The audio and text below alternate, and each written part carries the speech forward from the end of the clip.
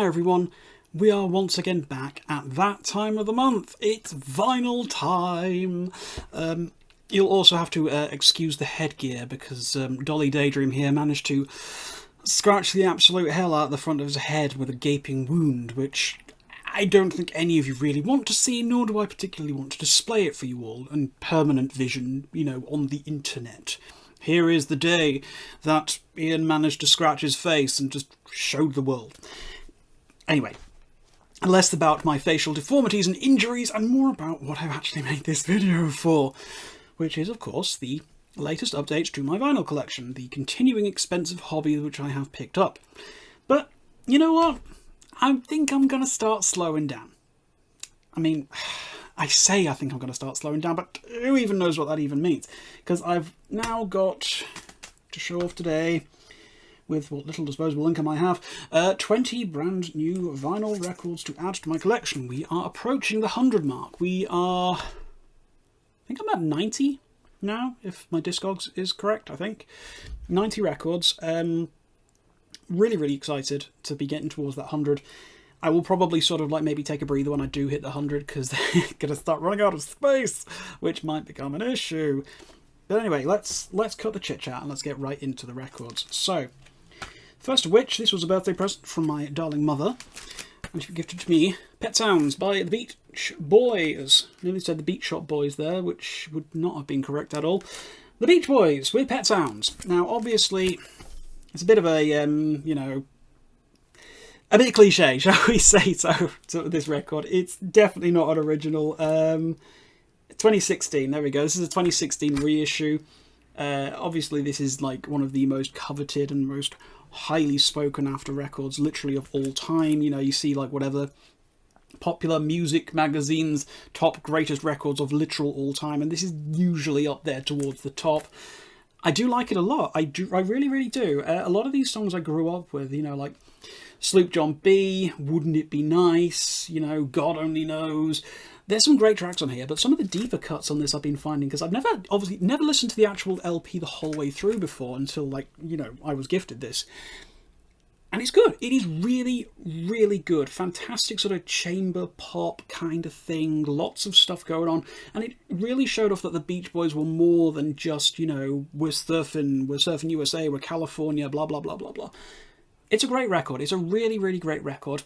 Probably not my personal, not entering my personal top 50 or anything like that, but it's not something I'm ever going to shy away from. I do have a great time listening to this one.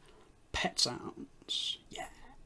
Okay, moving on to things which are a little bit more me. I'm starting to expand out my Rush collection. Love myself a little bit of Rush and love Hemispheres. I always sort of have this internal debate as to what is my favourite Rush album, and I can never decide. I don't think I still have my favourite one. I think maybe Permanent Waves I would probably put as my favourite, but Hemispheres is definitely up there. I mean, if only just for La Villa Strangiato. I mean, that's the best instrumental. People will go, oh, YYZ is amazing. And I'm like, yeah, it's great, but La Villa Strangiato, come on. When you've got that bit, da da da da la da da, when you're a kid and you hear that, you think, oh my god, it's cartoons and stuff like that, So this always resonated with me when I was little, and I've always, always, always loved Hemispheres.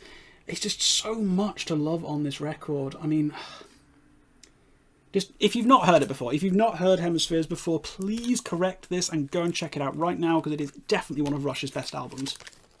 Oh, here we go. Okay. Speaking of records again that are definitely my speed, we have got, boom, Deadwing by Porcupine Tree. Oh my goodness. I love this record so much. This is hands down my favourite Porcupine Tree record. It's no contest. This is just my all-time favourite Porcupine Tree. So I don't know. Maybe some days I'm more in a Stupid Dream mood, or I'm in a Up the Downstair mood, or maybe I'm in a Sky Move Sideways mood, or whatever. I mean, there are so many moods for Porcupine Tree. How the hell do you just choose one? But Deadwing is the one that I will always know I can rely on. And what I would never realised about Deadwing, especially this isn't a 2005 copy. This is a 2017 remaster, is I never realised that there were 2 extra tracks on the vinyl issue. So when I got to side D at the end, like when Glass Arm Shattering closed out, I was like, okay, I got up to go and turn the record off.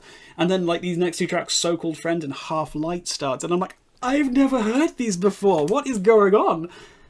And they are amazing. They're great tracks. And it really rounded off what was already one of my favourite albums of all time to make it, in some ways, even better than I remember it being. So, like, Deadwing, man. Just unbelievable record. Unbelievable. Arriving Somewhere But Not Here. Possibly the greatest Porcupine Tree song of all time. I'm just going to go ahead and say it. It takes me away, man. It takes me to another place. And I will always treasure this record. And I'm very, very pleased to have it on vinyl. Kicking It Classic, I got this one from a large retail store, because once again I had vouchers from work, otherwise I wouldn't have bought it from there, but it's the reissue of Ziggy Stardust by David Bowie. I don't know why I paused then, like I'd forgotten who did this record, like, oh, who does Ziggy Stardust? Whatever, you know. Internal monologue is breaking. What can you say about this record? It is a classic, and there's a reason why it's a classic. It's not my favourite Bowie record. It isn't. Hunky Dory Says Hello. But it's up there. This is like maybe top 3, top 4 material for me. It's a fantastic record. I remember we put this on a listening party over the weekend just gone by, and it was just a pure example of how this connects people across genres. Like, it doesn't matter if you're a dance fan, a hip-hop fan, a rock fan, a metal fan, a whatever fan. Pretty much everybody can appreciate something on Ziggy Stardust. You know, and that is honestly one of its classic redeeming qualities. It's such a complete, fascinating record, and I love it wholeheartedly. But again, like I say, it's not quite my favourite Bowie. I will get that one eventually, though. I will. Honky Dory, I'm coming for you. This next one was a present from my brother for my birthday last year, and showing that he has impeccable taste. It is Dune and Juneettaman Anchor. This was one of the best releases of 2021. I love this record so much. If you ever wanted to play, like, get an experience as to what it's like to experience, you know, riffs for days, this bad boy right here has got you covered. Because quite frankly, I have never heard or experienced a more riff-focused album than this one, and it is, honest to God, just incredible. The amount of just pure bombastic face military that goes on this record from start to finish cannot be understated. There is so many memorable moments on this album that I just very, very much loving this one. And thank you, Andrew, for sorting me out with this. Love it. Continuing the classics, and the band that arguably got me into heavy metal in the first place, it is Deep Purple's In Rock. Definitely my favourite Deep Purple record. I mean, Machine Head, yes, is incredible, but it doesn't have my favourite Deep Purple track on it, which is, you can probably guess, because, I mean, I'm going to give you a couple of seconds to try and guess, so imagine like some sort of, I don't know, Jeopardy theme is playing at the moment, you know. I'm not going to put it on the video because I'll get copyright struck and I don't want to do that. It's Child in Time. Of course it's Child in Time. It's... it is like the best song in the whole wide world, and I can vividly remember hearing it on the greatest hits of Deep Purple that we had growing up, and it was like Child in Time, Speaking, which is also on this, and there was like Fireball, Strange Kind of Woman, God, what else was on there? Highway Star, you know, the usual big old classics. But Child in Time is the one I kept coming back to, and I guess in some ways that was kind of like my gateway to working towards progressive rock and metal in some ways, because there's a lot of progginess on that track, especially those keyboards, man. Ah, good grief. Incredible record, incredible song, wonderful, wonderful stuff, and big respect to Deep Purple for kind of setting me off on this journey. Okay, coming up next, we have yet another all-time favourite classic, a bit more contemporary, and not the first appearance by this artist, at least, on the list.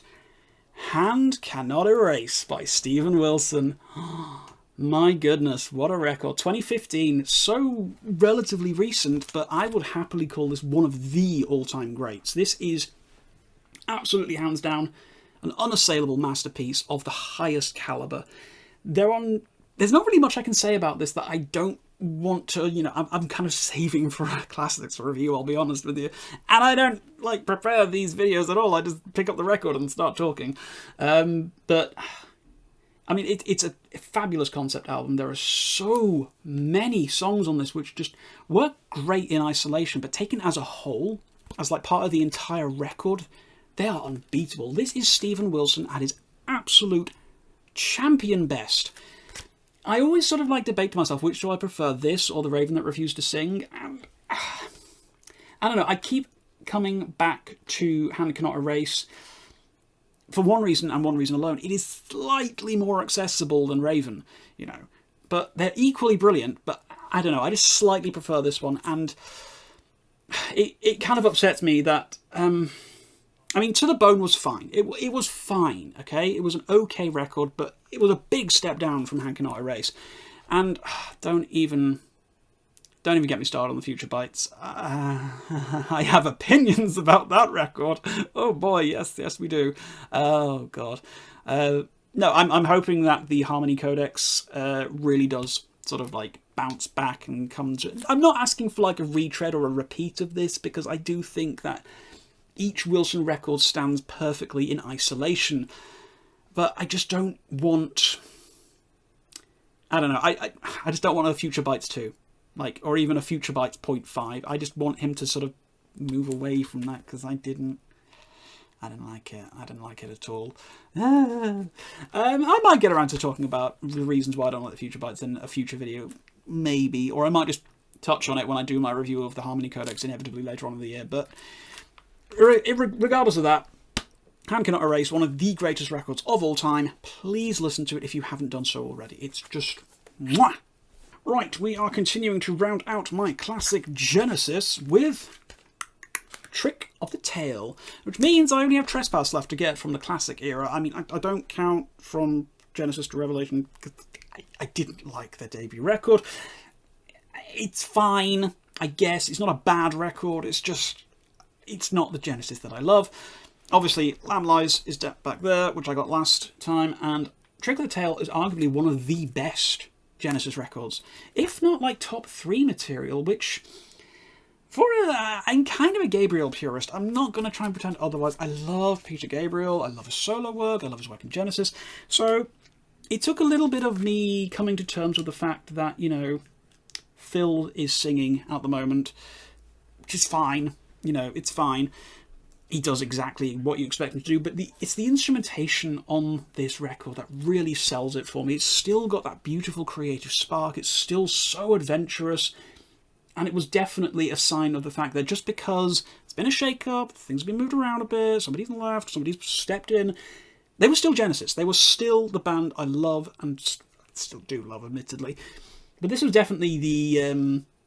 you know, the top of the mountain before the dip, as shall we call it, after Wind and Wuthering.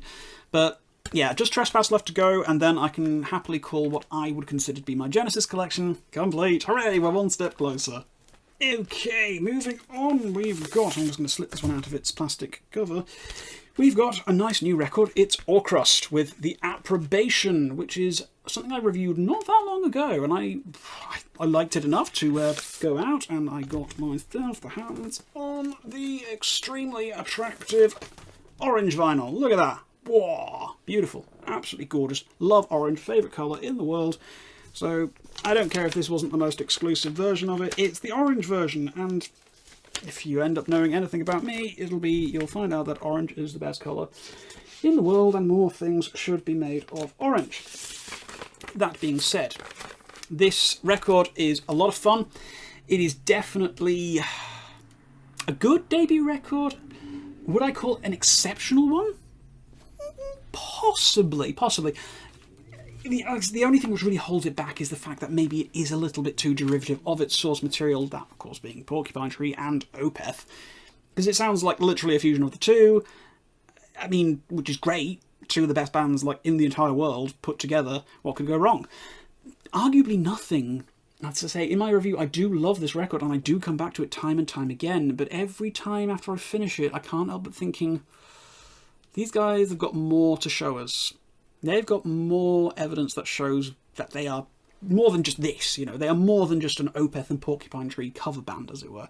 And I'm confident that if the band continues with what they've been doing, we will see a absolute world beater from them next time round. Okay, the next one is a quote-unquote classic, which is was my first time listening to it until recently, and I was put off for it for the longest time. Like, I'd heard everyone tell me how great this record was, but I just took one look at the cover, the title, and I was like,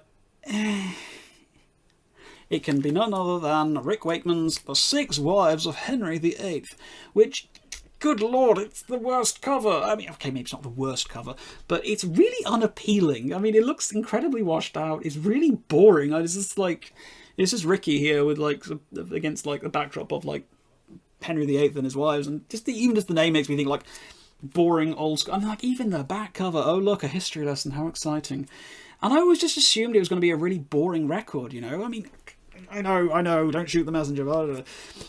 I've since learned my lesson. Okay, I've listened to this now, and I freaking love this record. This is so good. I was not prepared. I was not prepared for what I was about to listen to.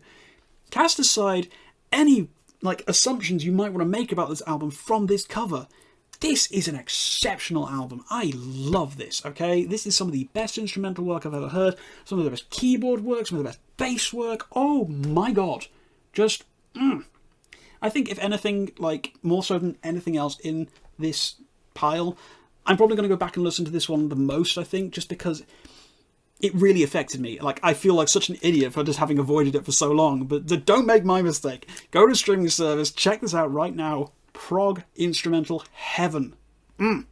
Moving on. I'm pretty sure this one had a different cover in the US pressing, but I'm not sure. But anyway, it is Hocus Pocus. No, it's more than just that. It's Focus, Moving Waves, which is obviously well known for having Hocus Pocus, you know, with the hilarious yodely bit. Most commonly known by most people I've talked to as being that one song, What's in Baby Driver, you know, the movie by Edgar Wright where everything's set to the beat of the music. Very cool movie, by the way. If you haven't seen it, check it out.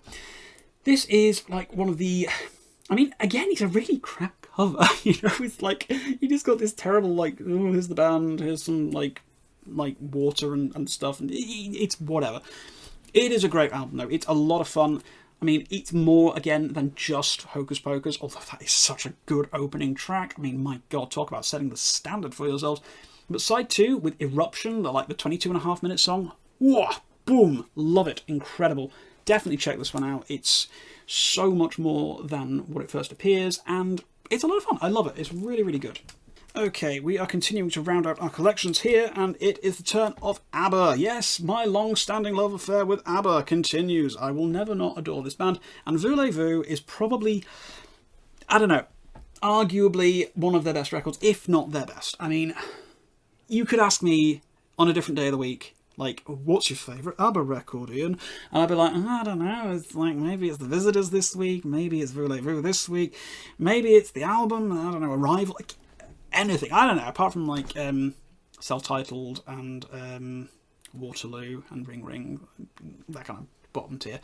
But Voulez, featuring the singles Chiquitita and Does Your Mother Know? Unfortunately, that's, like, you know, part of the cover, can't get rid of that. But no, that's not even the best. Those are not even the best songs on it. I mean, look at this, right? As Good as New, great, banger, opener. Voulez, amazing. I Have a Dream, Angel Eyes, The King Has Lost His Crown, Does Your Mother Know, If It Wasn't for the Nights, amazing track, by the way. Chiquitita, Lovers Live a Little Longer, and Kisses of Fire. Oh, some of those slightly deeper cuts, like Kisses of Fire, incredible, and If It Wasn't for the Nights, also amazing. If you're only familiar with the singles, you are missing out, because Voulez is an absolute bop, and I love it forever. Right, we are moving into old school classic territory again. Again, these are mostly reissues. Let me just check actually. Yeah, these are all reissues, but you know that's fine. It doesn't matter. It's fine. We don't judge. We don't judge. This one is King Crimson, of course, with Lark's Tongues in Aspic, which I don't know. Top 3. Easily top 3. I don't know whether I'd put this, because, I mean, Red is still my favourite. And between this and In the Court of the Crimson King, hard. I'm going to give a slight edge to this one, just because I love part 1 and part 2 of the title track. Bookending the album, incredible. Just the atmosphere on those is so good, especially that sinister. Oh, it's so good. It's so good. It creeps me out so much every time I hear it, but it's just incredible. It's an amazing album cover as well. This is so iconic. I mean, look how it's just timeless, man. You could put this anywhere and it would look amazing. Like, hang it on your wall, tattoo yourself with it, t-shirt it, everything. This is great artwork. And it's a great record. I love it. It's so, so good. Peak King Crimson. Wonderful stuff. Right, we're going to double whammy the next two because it's from the same band. And one of these is my favourite record by this band. The other one is one that I've just been holding off getting because it seems so cliche to own it, but I was going to get it eventually and I figured, so I might as well do it. It's a double dose of Pink Floyd. We've got Dark Side of the Moon, some record you've probably never heard of. We don't need to talk about it. It's Dark Side of the Moon. You know what Dark Side of the Moon is. I mean, imagine if I said I hated it. I wouldn't dare. But no, metal is what I'm more interested in. I freaking love metal. And you know, for the longest time, I had no idea this was a picture of an ear. I just thought it was like some sort of like abstract art. But it's like when you hold it that way, you're like, oh yeah, it's an ear. Because you can see the little ear hairs and everything. But no, metal is just... Oh, just... I can't even. I hold this one very, very close to my heart. Not just because of Echoes either, but mostly because of Echoes, I'm not going to lie, which is, for me, one of the best songs ever made. I just can't even describe how it makes me feel. It's one of those songs which I will turn to at all times if I feel like I need a boost, because it's just that incredible. And yeah, just my favourite Pink Floyd album of all time. Right, we are continuing the classics. Here we have got more Elton John with Don't Shoot Me, I'm Only the Piano Player, which is, again, an incredible, incredible record and drastically underrated. Again, a lot of this is deep cuts. There's only a few singles off of this one that people will either know or have ever heard of. Obviously, you've got the Big Boy Crocodile Rock and the Big Boy Daniel. Incredible songs, both of them, obviously. But there's so much on this album which really just completes it and makes me really sad for people who don't understand that Elton John was so much more than just a singles artist. His early records up until... I don't want to say Rock of the Westies, because that kind of had some... But, okay, oh yeah, no, sorry. Up until about Rock of the Westies, it was, like, great stuff. Basically, okay, just stop at 1980, basically. We'll call it that way. Just go from 1969, I think it was, when his first record came out, up until like 1980, and just everything in that sort of golden era, 1970s period, is just pure magic. I'm looking to get Tumbleweed Connection next. That's next on my hit list, and I think after that, I think I'm pretty much done with the Elton John records that I want to get. I might get The Captain and the Kid, though, because that was actually pretty good, one of his more recent records. But apart from that, it's just a phenomenal album, and just his performance at Glastonbury, like his last UK show ever, it brought me to tears, man. I'm not even ashamed to admit it. I love Elton John so much. My all-time #1 favourite solo recording artist in the entire world, and just wonderful stuff. We're keeping it classic still, guys. We are going with a lovely, lovely Who's Next. Now, I do prefer Tommy. I do. I'm not going to try and pretend otherwise, because I love concept albums. But Who's Next is great. It is a fantastic grab bag selection of tracks. This is a... Is this a repressing? No, it's not. This is actually an OG. Amazing. Love it. Yeah, this is an incredible condition, actually. Holy good lord. But with an opener like Baba O'Reilly, you know, and a closer like Won't Get Fooled Again, just... Everything in between is incredible as well. You know, obviously you've got the classic Behind Blue Eyes and all that, but then you've got stuff like Bargain, which is an absolute banger, and Song Is Over. This is a great record. I mean, it's The Who, you know. I mean, what more can you say about The Who? They're one of the greatest rock bands of all time for a reason. And whilst, yes, as I say, I do prefer Tommy, this is definitely #2 on my list. But Tommy's expensive as hell, man. God, Jesus, I've seen copies of that going for like fucking 60, 70 quid. I'm like, no. Right, moving on. It is another Marillion record with Misplaced Childhood. I was going to get this one eventually, because I remember hearing Kaylee, like, back in the day, like, when I was, like, tiny, and really, really enjoying that song. But obviously, they're not just about Kaylee, are they? I mean, we've discussed this much as with the Script for a Jester's Tear, which, as far as I'm concerned, is still one of the best ABBA records of all time for a prog band, even though you could argue Marillion were basically just Genesis in a fancy coat or something like that, you know. I mean, Fish has always had this sort of Peter Gabriel-esque tone about him, which I'm fine. I do prefer Fish era to Hogarth era. I'm not going to try and pretend otherwise. That being said, I like Hogarth era. I do. Like, Marbles, good lord, that is an incredible record. Like, wow. But I just think the initial run with Fish is one of the best sort of... I don't know, would you call these guys like no, not neo-prog, it's symphonic prog, whatever you want to call it. That sort of like Genesis copy kind of thing, but without being disrespectful about it. Misplaced Childhood is still a banger of a record, and it's a lot more than Old Cedar's Kaylee. I just love Bittersweet. I love Pseudo Silk Kimono. It's great record. Love it. 3 to go, guys. 3 to go. We have got something I heard only recently for the first time ever and fell in love with. It is Crime of the Century by Supertramp. I have fallen for this record so hard, so hard. I am so annoyed that I didn't listen to it sooner. I mean, my education with Supertramp is obviously, you know, the logical song of Breakfast in America, you know, like the singles that everybody knows. He was like, oh wow, look at him, he likes Supertramp, he likes those two songs. No. So I decided to little branch out a bit. I checked out Prog Archives. I was like, what's their highest rated record? And it was Crime of the Century. And I get it. You know, I get it. This record is so good. It is so good. Everything on here bops hard. School, incredible. Bloody Well Right, incredible. Hide in Your Shell, Asylum, Dreamer, Rudy, If Everyone Was Listening, and Crime of the Century. I cannot say enough good things. It is so good. And the production on this album. This, I heard, is often used by people to test stereo equipment, you know, just to see how well it sounds. And I get it. I get it. This is so crisp, so well produced, and so clean sounding that I absolutely understand why people would use this to test equipment. And it's an incredible album as well. It's so good. Like, I'm still processing it, obviously, because I've only heard it like 2 or 3 times in full. But, dear God, it was enough for me to want to just go out and buy the vinyl the second after I heard it on Spotify. You know, I was just like, right, that's it, I'm owning this. This is incredible, and I want it. So, I got it.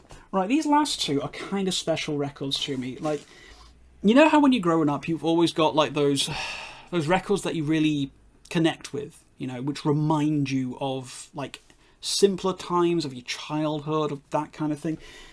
These two albums, more so than anything else I own so far, and I own a few things which really bring me back to my childhood. You know, I've got Steel Eye Span's greatest hits, I've got Born in the USA by Bruce Springsteen, there's a bunch others, I'm sure I can't think off the top of my head, because like I say, I just jump into these videos, I don't think about them. But these next two are really quite special to me, and I don't know. Look, I'm just going to stop beating about the bush. Let's get into it. So, the first of them is Meatloaf's Bat Out of Hell 2, Back into Hell. And crucially, this is the, what year was it? The 2019 reissue, the 25th anniversary reissue of this record. Because some bright spark in the early 90s decided that it would be a really fun idea to try and fit a 77-minute long album onto a single LP. And wouldn't you know it, the pressing is garbage and sounds horrendous. This, however, I'm very pleased to be able to say, in its double disc format, sounds really good. Now, I'm going to try my best to sort of explain why this record is so special to me. But when we were growing up, we had a big stereo equipment thing. And there were a bunch of CDs which, you know, my dad played a lot. You know, he had a load of CDs, you know, but I didn't connect with all of them. I didn't really vibe all of them.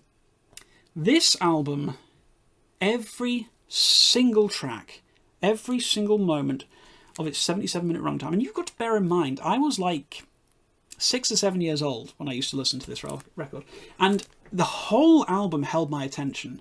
You ever tried holding the attention of a 6-year-old for that long? It doesn't happen, man. It doesn't happen.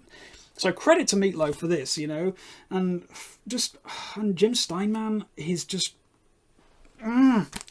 This is the most maximalist album of all time. This is so extra you would not believe it. Everything is dialed up to 8,000 and everything works. It's so good. Like, where is it? Wasted Youth. Here we go. Wasted Youth on side 3. Wasted Youth, right?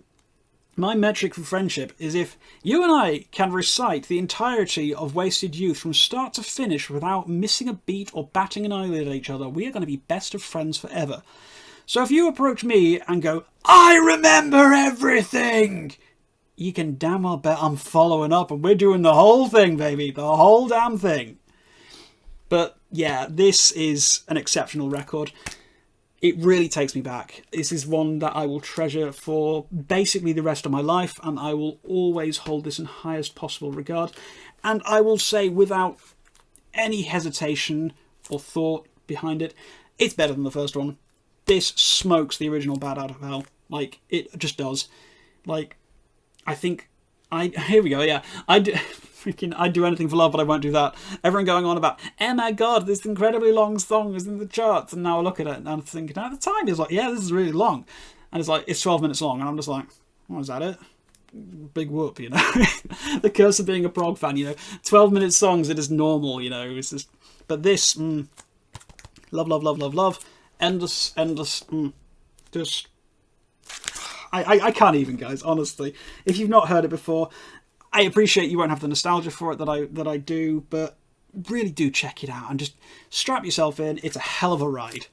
And last but by no means least, we have another one of my all-time favourite childhood classics, and this might cause a little bit of controversial feedback within the prog community, but I don't care. This is me we're talking about. I am honest with you, if I'm nothing else. It is... Clonking myself on the head with my record. Tubular Bells 2 by Mike Oldfield. And I'm going to say it now. Much better than Tubular Bells 1. Quote me on it if you want to. Don't care. Throw your tomatoes at me. Don't care. Pull me off stage by a shepherd's crook. Don't care. You're not going to change my opinion. I grew up with this one, okay? I heard this one 20 years, I think, before I heard the original one, you know? So this is the one ingrained in my memory, and I know it's the sequel. I know it's pulled all of its stuff from the first album. You can tell me that until the cows come home. I don't care. This is the one I grew up with. This is the one I love the most. This is the album I will want to be buried with. I adore this. It is pure nostalgic poetry for me. I know every single second of this record by heart. I could do an a cappella version of this from start to finish if you really wanted me to, although I can't replicate the deep, sonorous voice of Alan Rickman when it comes to the bell, but I'll do my damnedest to actually replicate it as best as I can, you know? Or just don't ever ask me to sing Altered State, because you might have to call the men in the nice white coats to come and take me away, because they'll think there's something wrong with me. Maybe one day, if I can find a place that does a karaoke of it, I can get myself, you know, sectioned for it. But it's a great track. It's a great album. It's like just all-time favourite. No, actually no. I think my favourite Mike Oldfield is still Ommadawn. 100% still Ommadawn, but this is still the album that I would choose to listen to over that, because whilst I recognise the fact that this is not his best album, it is my favourite album, you know, and there's a very, very specific difference between those two, obviously, but favourite Mike Oldfield album. Wonderful, 5 stars, fight me on it, don't care. And that's it for July, guys. That is everything that I've bought so far this month. I mean, yeah, I'm doing these mid-month, but whatever, it's fine. That's 20 records, I think, if my counting is correct. I don't know. Like I say, I've only got like 10 more to go until I hit the 100, and I'm thinking maybe take a small break after that. I mean, I tell myself I'm going to, but that's clearly a lie, because I love buying vinyl records, man. It's just what else am I going to spend my money on? Houses? I can afford that. Jeez, might as well buy vinyl records and make a house out of those instead, you know. It might be worth more in the future as well, especially the way prices are going. Whew. So anyway, yeah, that is July. That is Vinyl Collection Update July, all done and dusted. As always, guys, thank you so much for tuning in. If you stayed till the end, Morsel Tough, appreciate that very, very much. If you want to follow me around the internet, I'm going to leave a link to my link tree down in the comments below. Please do bob this around your various social spaces as well if you enjoyed what you saw today, and this stupid man with a hat covering his facial injury. I mean, there it is. It's only a tiny little thing, but I notice it, okay? So I'm self-conscious, so I'm hiding under my Donald Duck hat, you know. It's fine. And until next time, guys, until August's update, if I do an August update, I don't know yet. Until August, guys, keep your rhyme signatures extremely odd.